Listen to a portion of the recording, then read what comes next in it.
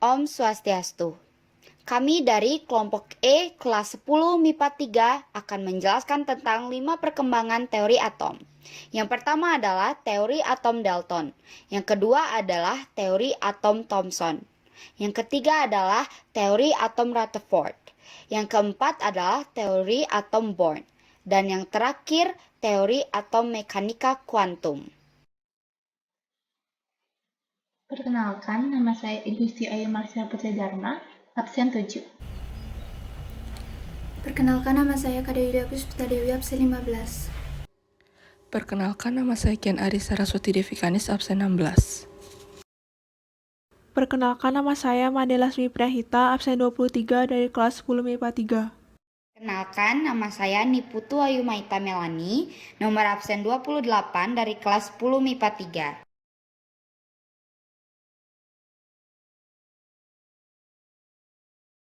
Nama saya Niputu Ayu Maita Melani, nomor absen 28 dari kelas 10 MIPA 3. Di sini saya akan menjelaskan tentang teori atom Dalton.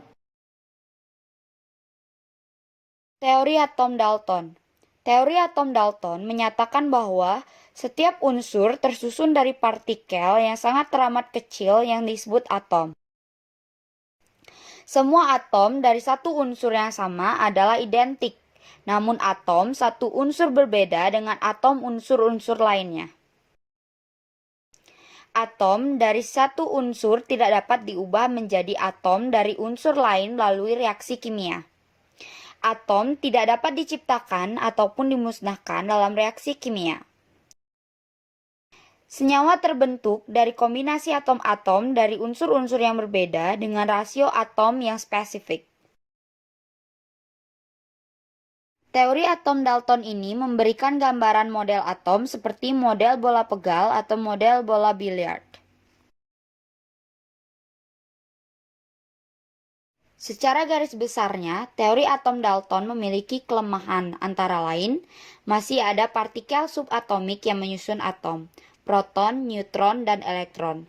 Atom-atom dari unsur yang sama dapat mempunyai massa yang berbeda. Tidak mengenal muatan atau sifat listrik materi sehingga tidak bisa menjelaskan bagaimana cara atom dapat berikatan. Beberapa unsur tidak terdiri dari atom-atom melainkan molekul, seperti molekul unsur terbentuk dari atom sejenis dengan jumlah tertentu. Selanjutnya, kita akan membahas tentang teori atom Thomson. Yang selanjutnya, teori atom Thomson dikemukakan pada awal 1990-an oleh J.J. Thomson. Thomson mengatakan bahwa atom merupakan bola pejal yang bermuatan positif yang memuat beberapa partikel bermuatan negatif yang disebut elektron. Elektron tersebar pada bola seperti kismis pada roti. Kelebihan dan kelemahan atom Thomson. Kelebihan atom Thomson adalah membuktikan adanya partikel negatif dalam atom. Sedangkan kelemahan atom Thomson tidak dapat menjelaskan susunan muatan positif maupun negatif dalam bola atom. Teori atom Rutherford. Model atom Rutherford dikemukakan oleh Ernest Rutherford pada tahun 1911. Ia membuat teori atomnya berdasarkan hasil percobaan penembakan kertas emas oleh sinar alfa. Berdasarkan hasil percobaannya, maka kemudian diperoleh beberapa kesimpulan antara lain. Yang pertama, atom bukan merupakan bola pejal karena hampir semua partikel diteruskan. Berarti sebagian besar volume atom merupakan ruang kosong. Yang kedua, partikel yang mengalami pembelokan ialah partikel yang mendekati inti atom. Hal tersebut disebabkan keduanya bermuatan positif. Dan yang ketiga, partikel yang dipantulkan ialah partikel yang tepat menabrak inti atom. Dalam teori atom ini, setiap atom mengandung inti atom yang bermuatan positif dengan elektron yang mengelilingi dalam orbit cincin yang berbeda. Selain itu, massa atom ini terpusat di inti atom dan sebagian besar volume atom tersebut merupakan ruang hampa. Kelebihan dari model atom Rutherford yaitu sebagai berikut. Yang pertama, mudah dipahami untuk bisa menjelaskan struktur atom yang sangat rumit. Yang kedua, bisa menjelaskan bentuk dari lintasan elektron yang mengelilingi inti atom. Dan yang ketiga, dapat menggambarkan gerak elektron di sekitar inti. Sedangkan kekurangan dari model atom Rutherford itu, yang pertama belum mampu menjelaskan letak elektron dan juga cara rotasinya terhadap inti atom. Yang kedua, model atom Rutherford tidak bisa menjelaskan mengapa elektron tidak jatuh ke dalam inti atom. Jika elektron diam, elektron akan jatuh karena gaya Coulomb ke inti atom. Hal ini tidak mungkin karena atom itu stabil. Sementara jika elektron mengelilingi inti seperti planet dalam pengaruh gravitasi matahari, orbit elektron akan semakin dekat dengan inti kemudian jatuh ke dalamnya. Dan yang terakhir, tidak bisa menjelaskan spektrum garis pada atom hidrogen. Saya akan menjelaskan mengenai teori atom Bohr. Saya akan menjelaskan mengenai pengertian teori atom Niels Bohr, sifat teori atom Niels Bohr, dan kekurangan teori atom Niels Bohr. Yang pertama, Niels Henrik David Bohr, atau biasa kita sebut dengan Niels Bohr, lahir di Copenhagen, Denmark pada 7 Oktober 1885. Beliau adalah ahli fisika yang merupakan ilmuwan pertama yang mengembangkan teori struktur atom pada 1913. Dengan menggambarkan atom sebagai sebuah inti kecil yang bermuatan positif yang dikelilingi elektron bergerak dalam orbit sirkuler, di mana orbit sirkuler tersebut juga mengelilingi intinya. Penemuan sifat ganda radiasi elektromagnetik dan eksperimen yang menunjukkan kuantisasi energi membantu Niels Bohr untuk memberikan model atomnya, yang mampu mengatasi beberapa kelemahan dari model atom sebelumnya, yaitu model atom Rutherford. Menurut beliau, elektron mengelilingi inti atom pada orbit tertentu. Hanya terdapat orbit dalam jumlah tertentu, yang perbedaannya hanya jaraknya. Sifat dari teori atom Niels Bohr. Yang pertama, atom terdiri dari inti yang bermuatan positif dan dikelilingi oleh elektron yang bermuatan negatif di dalam suatu lintasan. Yang kedua, elektron dalam atom bergerak mengelilingi inti pada lintasan-lintasan tertentu, tidak memancarkan energi atau bisa disebut dengan keadaan stasioner. Lintasan elektron disebut kulit atau tingkat energi elektron. Yang ketiga, hanya pada orbit tertentu, elektron dapat mengelilingi inti atau bisa disebut dengan tingkat energi terkuantisasi.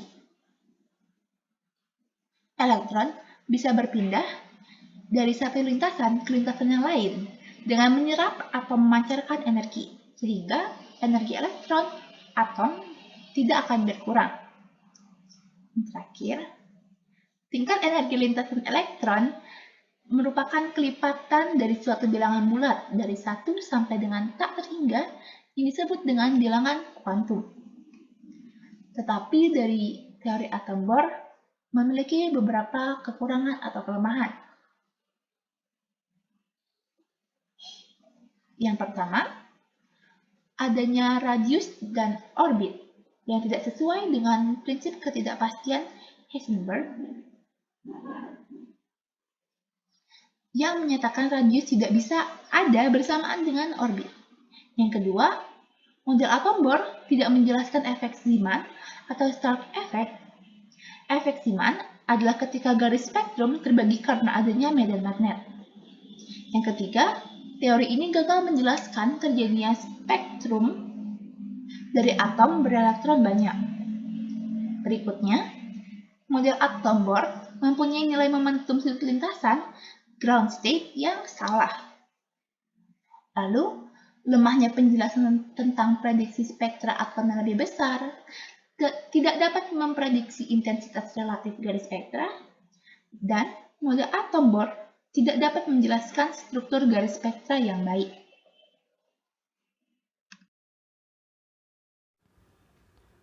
Saya Hita absen 23 akan membahas mengenai teori atom mekanika kuantum.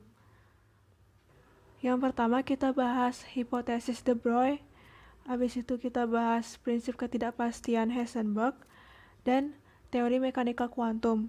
Yang pertama kita akan bahas hipotesis de Broglie. Broglie menyatakan bahwa materi-materi submikroskopis atau bahkan yang lebih kecil akan memiliki sifat sebagai partikel dan gelombang, yang disebut sebagai dualisme sifat partikel. Contohnya elektron. Terus yang kedua, kita bakal bahas prinsip ketidakpastian Heisenberg. Pertama-tama kita harus tahu apa itu posisi sama momentum. Posisi sendiri maksudnya adalah ketika suatu materi pasti ada pada suatu titik. Sementara, momentum sendiri dirumuskan massa kali kecepatan. Jadi ketika suatu materi yang punya massa bergerak dengan kecepatan tertentu, maka dia itu punya momentum. Nah, tapi kita nggak bisa ngitung mereka berdua secara bersamaan. Misalnya aja nih kalian lagi nonton video suatu mobil yang lagi bergerak. Kalau mau tahu posisinya, kalian harus pause video itu. Nah, tapi kalian jadi nggak bakal tahu kecepatannya karena mobil itu lagi diam. Terus kalau mau ngitung kecepatan mobilnya, kalian harus unpause videonya supaya mobilnya gerak lagi. Tapi kalian nggak bakal tahu posisi pastinya karena posisi mobil selalu berubah-ubah. Kalau kita nerapin prinsip ini ke elektron yang geraknya acak banget dan kecepatannya bahkan bisa sampai 75% cahaya, maka ketika posisi elektronnya akurat, momentumnya akan sangat nggak akurat. Dan sebaliknya, ngitung momentum elektronnya akurat, posisinya bakal sangat nggak akurat.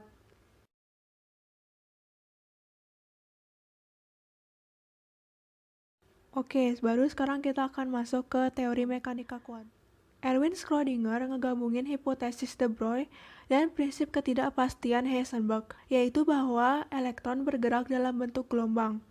Terus, dia juga buat persamaan Schrödinger untuk nentuin kemungkinan ditemuinnya partikel pada suatu ruang 3 dimensi yang namanya orbital. Orbital sendiri terdiri atas orbital S, P, D, dan F. Erwin Schrödinger mengoreksi kulit atom menjadi awan elektron. Bedanya, di kulit atom, letak elektron pasti ada di lintasannya. Sementara di awan elektron itu hanya berdasarkan kemungkinan ditemukannya elektron aja. Di awan yang paling padat, probabilitas atau kemungkinan nemuin elektronnya paling besar. Sebaliknya, pada awan yang kurang padat, probabilitas nemuin elektronnya jauh lebih kecil. Sekarang, mari kita simpulkan berbagai teori yang sudah dijelaskan tadi.